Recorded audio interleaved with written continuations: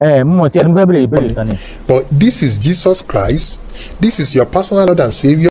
Èmi Jésù mi lè dá nǹkan ṣe. I am powerless. I don't have any power. Ànábì ò ní nǹkan kan lára. Bẹ́ẹ̀ ni Allah ò ní àǹfààní kankan lára tó ṣe fún àwa ènìyàn tá a fi lè sọ wípé ó dáa ní ẹni tó yẹ ká tẹ̀lé. Ok, ẹ gbọ́ kí ni gẹ́gẹ́ yìí ti wà ní Islam tẹ́bi ti yakú mẹ́ tipẹ́tipẹ́. Kí ni Islam sọ nípa kí ẹnìkan ó bú ẹ̀sìn ẹnìkejì nípa kéèyàn gbẹ́sẹ̀ lẹ́sìn? Bismillahirrahmanirrahim. Ọlọ́run ló bá a fi ní mọ̀nà kọ́lọ́ mọ́ sí wà ní ọ̀nà.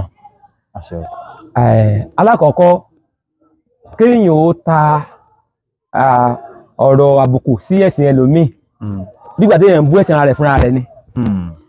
Torí Al-Qur'an tá à ń tẹ̀lé náà Ọlọ́run ti sọ ń bẹ̀ ní Suratul Al-An'am Quran chapter 6 verse 108 wípé kí èèyàn má ṣe bú nǹkan míì tí wọ́n ń sìn lẹ́yìn Allah. Torí in tó bá ti bú nǹkan míì tí àwọn èèyàn míì sìn lẹ́yìn Allah yẹn, àwọn yẹn náà kó má bàa lè bú Allah àti ẹ náà padà tó wá ti padà lọ bú Allah yẹn, ìwọ̀n wà bú Allah débi wípé ní ọ̀nà ìkórìíra àti ọ̀nà àìní ìmọ̀ wọ́n wà bú yánmọ̀yánmọ́ kọjá bí wọ́n ti bú ti nǹkan táwọn sì yẹn gan lọ. Ọ̀nà àìnímọ̀ nínú tó fẹ́ sọ̀rọ̀ ọ̀nà àìnímọ̀ nínú pàtàkì fẹ́ sọ̀rọ̀ pa ìyẹn wọ́n wà bú ní bùkúbù tó yẹ pé yóò wà máa káyàn la.